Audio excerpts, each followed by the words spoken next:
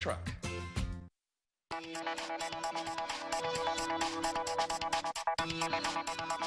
Good evening. I'm political editor Dennis Welch, and this is Politics Unplugged, and we are still nearly 2 years away from the next election, but some candidates, they're already off and running. So we caught up with U.S. Senate candidate Kelli Ward last week. Now, I know it's really early in 2017, but I want to jump right into your race for the U.S. Senate next year in 2018. And one of the most prominent things listed on your campaign website is, we're through with lying fake conservatives. Now, I'm assuming you're referencing a certain Arizona senator, correct? Yes, among others. You know, there are a lot of Republicans in name only who are currently, well, rhinos, if you want to go that far, yes, Republicans in name only who are currently serving in Washington, D.C. People who try to sell us on their conservative values, on their love for small government and low taxes and personal responsibility.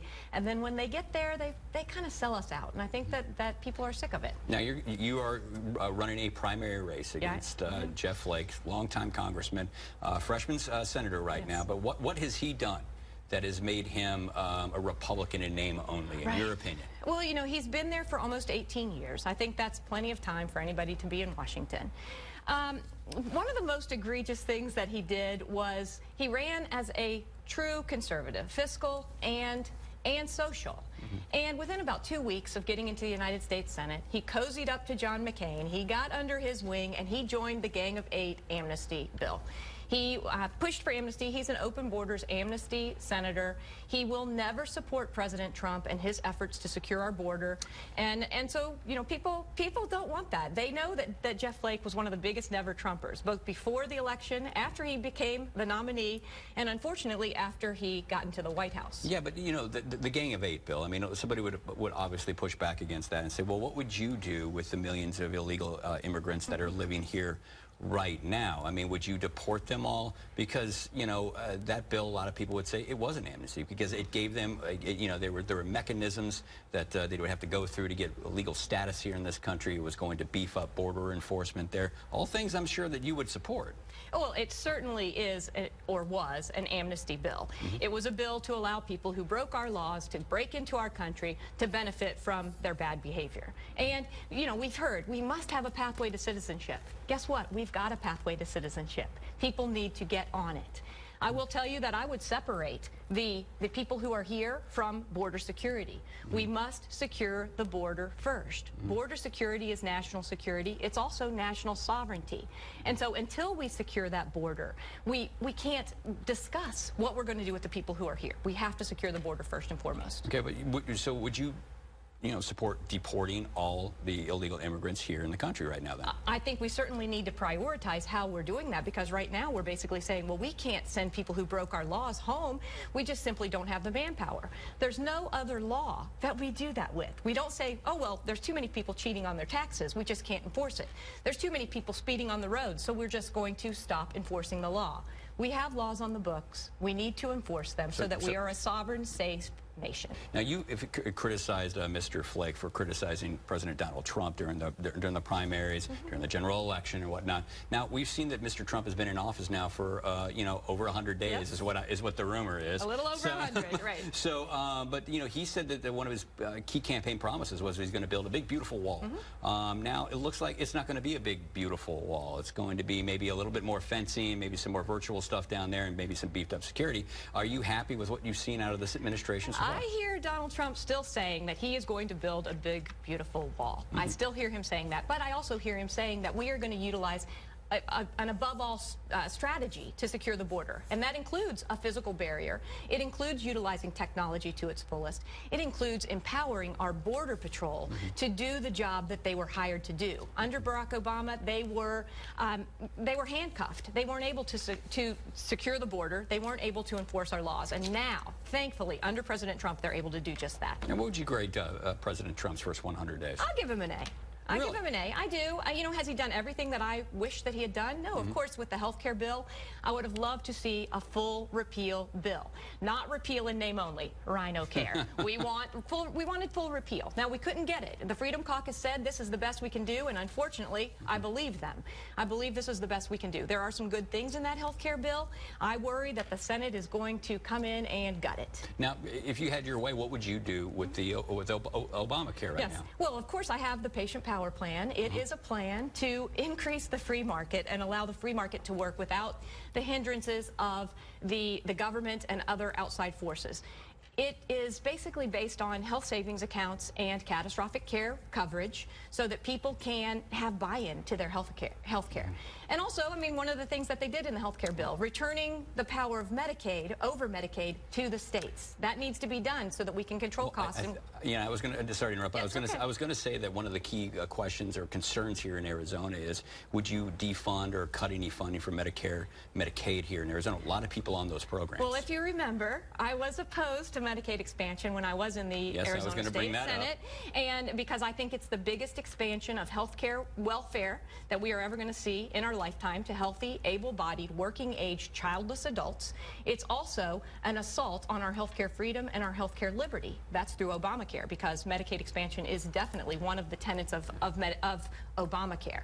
And so, you know, we've seen in Arizona, as of September, we have huge numbers of people that are on the Medicaid expansion program. We were told it was going to be about 247,000 by that time. It's 347,000 as of September. What about pre-existing conditions? Where are you on that? Would you get rid of those and put maybe someone with a pre-existing condition in a higher risk pool? I think the high risk pool is a great idea. If you look at Iowa, there is a patient there that costs $1 million a month. So $12 million a year for one person. That simply is not going to work across the board if that's what we're having. That's an extreme example, though. Well, it is, but there are lots of extreme examples across the 50 states. And so having those high-risk pools, I think, is very important. But allowing the states to determine what they want to do, I think, is the best course of action rather than having federal intervention. Okay, let's bring it back here to Arizona, because a lot of, you know, a lot of senators, they go off, they deal with these big, you know, spending bills, a lot of big issues like that. What are you going to be doing for Arizona? And I want you to be specific. I don't want to hear any like broad, like we're going to create jobs and we're going to bring more sunshine or whatever it is that you want to say to the state. I don't have that much power. I want to hear something very specific that if you go to Washington, what are you going to bring back? Right. Well, I don't think it should be about what kind of pork do we bring back from Washington. I think that people are pretty sick of that. They're sick of paying taxes to the federal government and then having them return to the states and the localities with many federal strings and hooks attached to them. I think that we should be returning a lot of the power to the states. I would love to see this overbearing, overreaching, overtaxing, overregulating federal government, centralized federal government, significantly decreased in size. And the only way we do that is by restoring the proper balance between the federal government and the state governments and letting the states do what they do best, which is take care of the people. One person's pork is another person's bacon. It used to be they bring the bacon back. In some projects, they bring jobs and they bring economic growth. I mean, the CAP, you know, that was pork barrel spending. That was an earmark, and that has really helped the growth here in the valley since that was put in place. Are there any specific projects or ways that you could get some more development here in Arizona? Well, you know, I think that the most important thing is to lower the taxes across the board, both personal and corporate taxes. I love what President Trump has proposed with a 15% corporate tax rate, which will make it one of the lowest in the world. Businesses will relocate to the United States, and I think that Governor Ducey and the legislature has done a pretty darn good job, including myself when I was in the legislature just a couple of years ago, in creating a business-friendly environment here in Arizona where people want to come, want to thrive, want to grow their families and their businesses. It's, I mean, I think it's a no-brainer. People will come to Arizona. Okay, what do you think is the biggest threat facing Arizona right now? Illegal immigration and the open border. It's affecting every aspect of our society, from health care to education to public safety to corrections. It's affecting our very American culture, our very American way of life, and it's a threat not only in Arizona but to the entire nation. All right. Well, thank you very much. It's all the time we have, and I want to thank you for joining us. Thanks, Dennis. Appreciate it.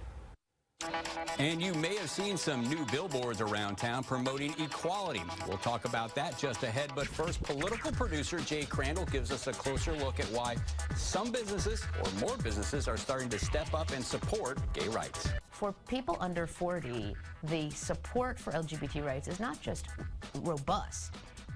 people don't think that supporting LGBT equality is controversial. During a recent Valley visit, Rachel B. Tiven with Lambda Legal said a change in attitude among young adults is helping drive businesses to take a more proactive stance when it comes to LGBTQ rights. She says evidence of that can be seen in how many companies boycotted North Carolina over a law banning transgender people from using the bathroom of their choice. Telling people they're not welcome is bad for business, and business reacts and says, don't do this. We don't want to alienate our customers. We don't want to alienate our employees. We don't want to alienate people who are going to travel here for pleasure or for business. She believes citizens and businesses saw the law as a bigger issue than bathrooms. It's not about what bathroom you use. It's about saying to people, you're not welcome here and we don't want you here. We don't want to see you. We wish you'd go away. And this is as near as we can get to making you go away, right? Because if you can't use the bathroom in a public place, you can't go to the movie theater, you can't go to a restaurant, you can't go to the mall. Even though North Carolina has repealed that law, Tiven says it is not clear exactly what the replacement means.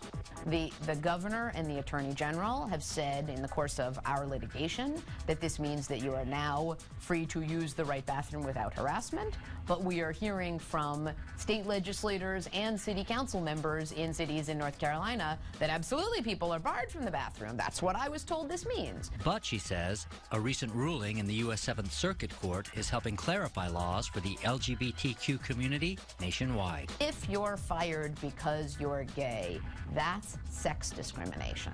Closer to home, she says LGBTQ workers in Arizona are protected from employment discrimination by executive order.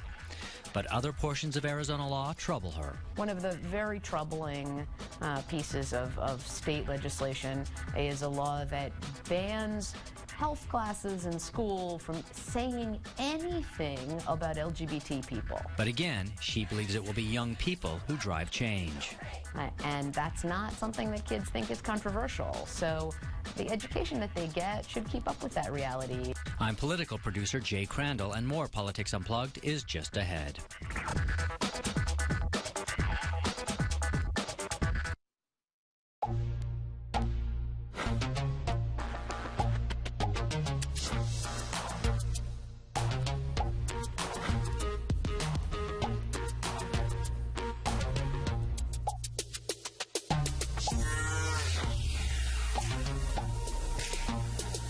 AZFamily.com, now powered by 3TV and CBS 5. Your one-stop digital destination for all things Arizona. The all-new AZFamily.com, now powered by 3TV and CBS 5.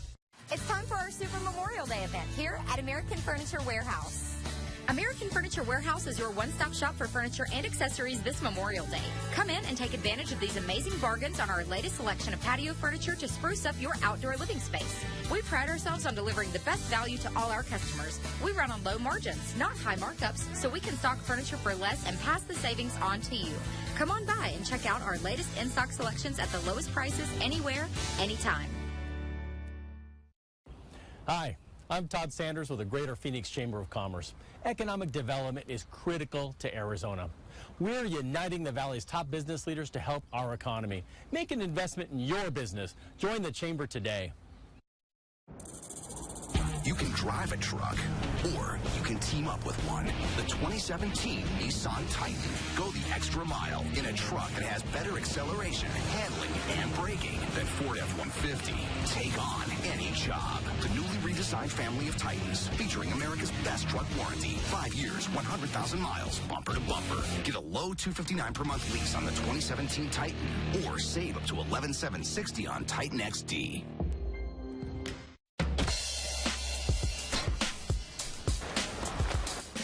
To err is human. To anticipate is the Lexus RX.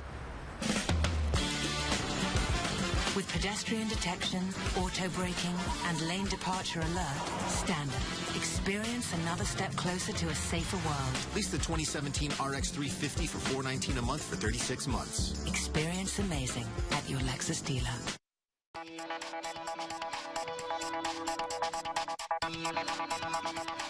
And welcome back to Politics Unplugged. We now turn our attention to some billboards you may have seen around town promoting equality, specifically when it comes to the LGBTQ rights. And here to talk about this campaign is Angela Huey from One Community and Katie Van Horn from GoDaddy. Thank you both for joining us here today to talk a little bit about this. Now, Angela, let's start with you. What is the point of this whole campaign? What's the objective? Well, we really wanted to have a public education campaign about the fact that in the state of Arizona, it is not unlawful to discriminate against people who are gay and transgender in employment, housing, or public accommodations, and we just know that we can do better than that. We know that if we want to have a sustainable state and a bright future, we should truly be welcoming and open for business to everyone. Now, I thought public attitudes were changing towards the towards this community. Is this something that's still really needed? I think it absolutely is, and for GoDaddy, it's really about making sure that we are inclusive of our employees, not just inside work, but when they're out in the community as well. We want them to feel comfortable and feel safe, regardless of where they are in the state. Yeah, and one of the interesting parts about this campaign is that business community has been drafted to take part in this. Why did GoDaddy get involved? For us, it's just like I said, we want to have a safe community for our employees when they're in our buildings and also when they go out to lunch or when they want to have a special occasion in their life, that they're able to really engage with the community and not be turned away because of their sexual orientation. Now, are you finding it easier now to get businesses to get involved in campaigns like this than, let's say, 5, 10, 15 years ago? Well, it's certainly an easier conversation. So, we launched the Unity Pledge in February of 2013, and we've now had over 22 businesses and organizations take the pledge, over 11,000 Arizonans. It's the largest equality pledge in the nation now. And that public education campaign, which is directly tied to our billboards, the fact that we'll have a cup of coffee with anyone, we'll meet you where you're at, and we want to educate people about why treating people fairly should be a core value for all Arizonans. It's definitely an easier conversation, but we have work to do because we're not there yet. And obviously, public attitudes have changed, and they've changed rather quickly. But let's like say you could get in a time machine, go back in time, as it were, and maybe 10, 15 years ago. Do you think you'd have this kind of support that you have today? I think that having gay and transgender people come out and tell their stories has been so important in moving this dialogue along. The reality is everyone knows now that they know someone who's gay or transgender, whether it's a person that's in their family or somebody that they work with. So it's really important that the LGBT community comes out, and it's a continual dialogue. So certainly we've moved the dialogue. We're not in the same place we were 10 to 15 years ago, but we're not where we need to be yet either. So we've got some more work to do. Okay, now we heard a little bit just a minute ago from Rachel B. Tiven from Lambda Legal. Now I want to play this bite from her and get your reaction on the other side of this. Change is driven by the marketplace, right? It's driven by companies that want to attract top talent and that have seen that if you're a really talented gay engineer, you're going to go work for a company that treats you and your family equally, and you're not going to work for a company that doesn't. You're from GoDaddy. I mean, maybe respond to that. Absolutely. That's one of the reasons why we signed the Unity Pledge. We really wanted to show our employees and future candidates and future employees that this is a place where you can do the best work of your lives and you can be yourselves, and you're going to feel included and you're going to feel comfortable being at GoDaddy. All right. Now, how long is this campaign, you guys, planning to do this? It'll run through the end of May. So it's an 8-week campaign, 16 total billboards. We expect 28 million impressions. So we hope that we provoke really thoughtful conversation about the Arizona that we should be. And do you think now in the future businesses are going to be getting more politically active in these types of issues here? I think absolutely. We want to do the right thing. We want to make sure that we are an inclusive company ourselves. But I think all companies are being called to action to say, where is your stance on these different things as they're trying to attract top talent? It's no longer just, hey, what job am I going to do when I go there? It's, what is your stance on some of these very charged issues? People want to work for a company that does the right thing. Okay, and I'll give you the final word on this whole thing, then we got to take a quick break. Join us, right? If you haven't taken the pledge, go to openaz.com and join GoDaddy and thousands of Arizonans and take the Unity Pledge and say that we should be open and welcoming to everyone. All right. Thanks a lot. Like I said, though, we do have to take a quick break, but we have lots more to talk about here on Politics Unplugged. Just ahead, did a Mesa councilman's wife make a DUI stop even worse? Did the White House fumble the firing of FBI Director James Comey? More Politics Unplugged just ahead.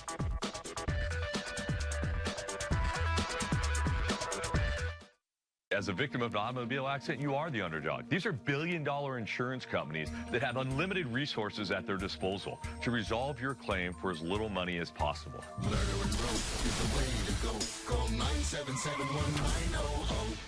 This is all that was left from my accident. And that wasn't even the worst part. Whew, the pain in my neck and back was gnarly. Nobody plans to be in an accident, but unfortunately they happen. If you're suffering in pain, call Emergency Chiropractic. They will treat you with no deductibles, no copays, and no out-of-pocket costs. And now, I feel great. Emergency Chiropractic, the kind of care you want today. Buckle up. Universal Technical Institute is now training students for future positions in the transportation industry. If you have a passion for putting machines to the test, UTI is ready for you with over $15 million in sponsored scholarships this year. We build our programs with the leading names in the business, so you can learn the professional skills you need in classrooms like these. Visit uti.edu to find out about programs, campuses, and financial aid. Contact us today to enroll. We can do any job, and we're the cheapest in town. Cheap, cheap! So call today and get a free sandwich! A lot of companies have some pretty ridiculous offers. At Parker & Sons, we're affordable, but never cut quality or offer something you don't need. If you want quality work at a fair price, call Parker for all your plumbing, heating, cooling, and drain cleaning needs. And I promise there'll be no Melvins on your job. Call 602 to repair to get it done. How do you become America's best-selling brand? You make it look out for those who don't always look out for themselves. You make it detect what they don't. Stop. Sorry. It's okay. You make it for 3 rows of precious cargo. Going further for whatever life throws at you. Let's try again. That's Ford, and that's how you become America's best-selling brand. If an individual is unable to come to our offices, although we have them spread out around the valley for convenience, but if they're unable to come to us, we can come to them. Murder and rope is the way to go. Call 977-1900.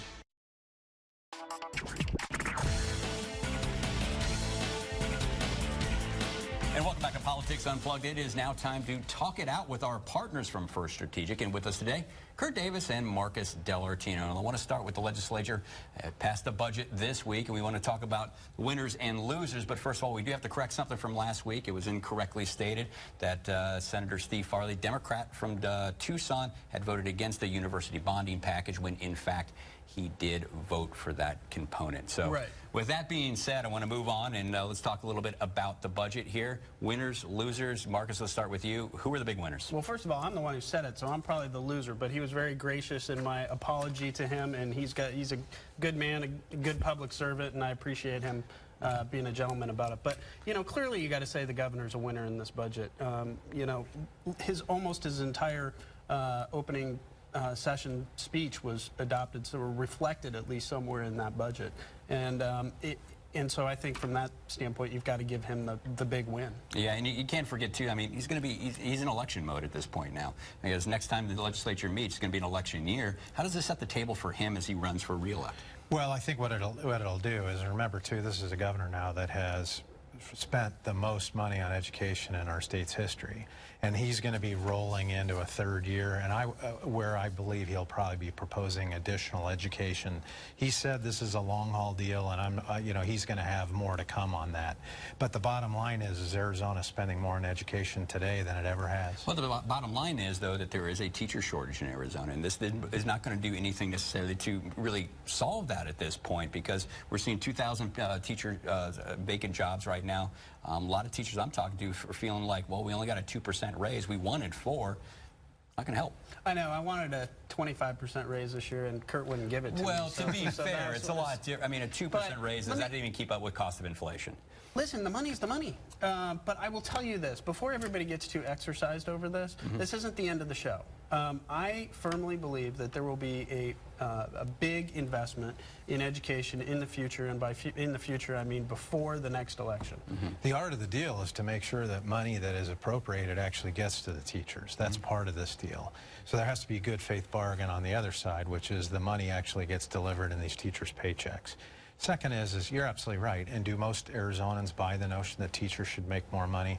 Absolutely, especially if you've been fortunate enough to have your kids taught by these wonderful public servants. I think the governor, you know, again, this comes in pieces. He was left with an education system that's been starved for a long time. It's going to take a while to get it back to full And Dennis, to that throttle. point, what's this budget say? This budget, the reflection of this budget is that times are turning around, okay? We're gone are the days of slashing $1.9 billion from a state budget, which were draconian cuts that had to be done. But this shows that the times are turning around. It's time to start making an investment, and I think the future years are going to be better. Okay, now on Sunny Day Night, there's always a lot of last-minute things that are happening. Now, Marcus, I know you were down there watching this. What were some of the interesting happenings that you noticed on that last day? Because there were a lot of interesting bills that were slipped in there. Yeah, and, you know, let's be honest, all of them were about the budget agreement, okay? So to get the budget passed, we had to make, you know, some bills pass through the process. But for me, personally, the most interesting one was watching the Intel bill sort of squeak through, which was a tax cut that's based on their investment in Chandler. But the Democrats were really having some gut-wrenching over voting for that one based on the fact of teacher pay. And I certainly understood the I was going to say, it wasn't Intel and the business community always the ones saying, hey, let's increase teacher pay, let's increase money to education. And they're asking for a big tax cut. And that was the fun part about watching this circular argument occur. But it's not a zero-sum game. If you're not growing the economy, you will not have money to pay teachers. I mean, it's just simple math. And people think that you can just put the bill on somebody tomorrow. If you just put the bill on business, you're going to end up with less revenue. All right. Now, I want to move from the state now. We're going to go over to the local level here, particularly over into the East Valley, when Mesa City Councilman was arrested on suspicion of drunk driving, and during that DUI stop, things got pretty interesting over there. I want to show you a little clip of this. And on the other side, I'm going to ask you if his wife made the situation worse for the councilman, or better, or none at all. You guys are literally towing and arresting the only council person that's supporting you guys in the union. Like, seriously, he's the only guy, and I understand that he shouldn't be drinking or whatever, but when you guys come and ask him for, you guys should also understand that he will not vote for your vote. Well, there you go. Maybe one way not to handle a DUI stop. Pull out the toaster. But she basically pulling out the not that so much do you know who I am, is the do you know who he is card, right? Which, by the way, I mean, the irony is he got pulled over in Tempe. They've never asked him, a Mesa City councilman, for anything, so it makes it an awkward situation. I was a little surprised, frankly, there's a Mesa City councilman that drinks. I mean, that's what I He's toast. I mean, toast. He's toast. Okay. This is a second offense. If he's convicted, it's a second offense. And having your wife asking a police officer to do political favors for you, or criminal favors in a criminal issue, that he's not going to survive. But also, don't forget, he told the officer he hadn't been drinking in addition to that, so it's a pile on. Okay, and I know the world is waiting for you guys to weigh in on this, but the whole world is already talking about this. Donald Trump, his firing of the FBI, James Comey. I was waiting for that reaction, Marcus. We almost got through a show without mentioning Donald Trump's name. Did he fumble this? Quickly, we got about 30 seconds. No, because the Democrats, everybody in the country in the political spectrums have said this guy needed to be fired. He definitely fumbled the timing and the delivery, no doubt. But the actual firing, no. This is an FBI director that got up in front of America and talked about how charges against Hillary would not meet a standard for a prosecutor. He's not the prosecutor. This guy is committed and fumbled on multiple occasions. Timing, you can argue, but on the backside of that is a president looked at somebody himself and then got recommendations from line staff. And they made a decision. I'm going to have to cut you off there, but that is all the time we have tonight. But be sure to join us next week for more Politics Unplugged. Are you in the right